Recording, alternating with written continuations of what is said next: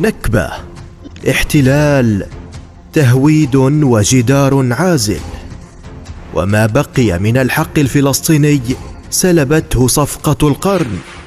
فكان الترحيب من بعض الحكومات العربية، أما الشعوب فخرجت تعلن رفضها التنازل أو التفريط بأي ذرة من تراب فلسطين.